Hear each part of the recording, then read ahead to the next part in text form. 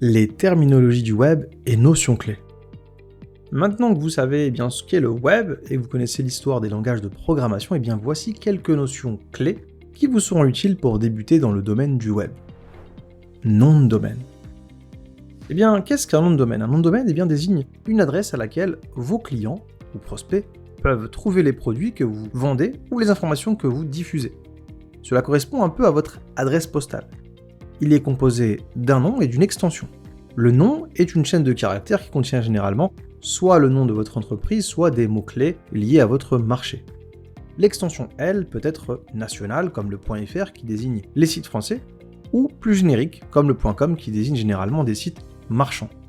Ce nom de domaine est unique, ce qui signifie bien que deux sites ne peuvent pas avoir le même nom de domaine. Adresse IP. Qu'est-ce qu'une adresse IP? Eh bien, l'adresse IP est un identifiant qui est attribué à chaque nouveau périphérique qui est relié à Internet. Cet identifiant est unique et permanent. Mais alors, qu'est-ce qu'un URL?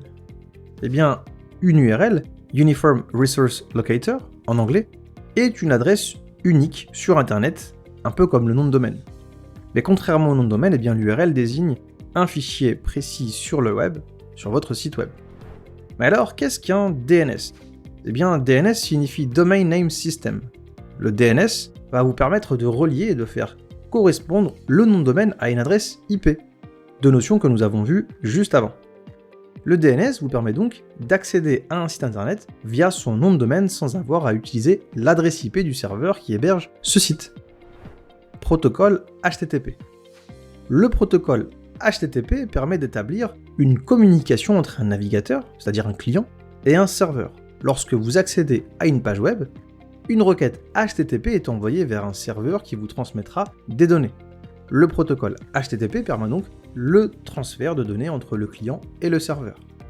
D'ailleurs, quelle est la différence avec le HTTPS? Eh bien, le HTTPS est un protocole de communication sécurisé sur le web. Il s'agit du HTTP historique auquel on appose une couche de sécurité, le protocole TLS, anciennement SSL, afin de crypter les données échangées. Ce protocole vient garantir l'intégrité et la confidentialité des données sur Internet. D'ailleurs, en 2018, Google a officiellement annoncé la prise en compte du HTTPS comme critère de classement. Un peu plus tôt, nous parlions de serveur, mais qu'est-ce qu'un serveur? Eh bien, un serveur est un ordinateur très puissant, beaucoup plus puissant que votre ordinateur de bureau, et les serveurs ont pour particularité de ne pas avoir d'écran et stockent des pages web et des logiciels qu'ils redistribuent lors des requêtes HTTP. En parlant logiciel, eh bien un logiciel c'est une suite d'instructions qui va permettre la réalisation d'une action précise ou qui va aboutir à la réalisation d'une application telle que le traitement de texte ou un jeu vidéo par exemple.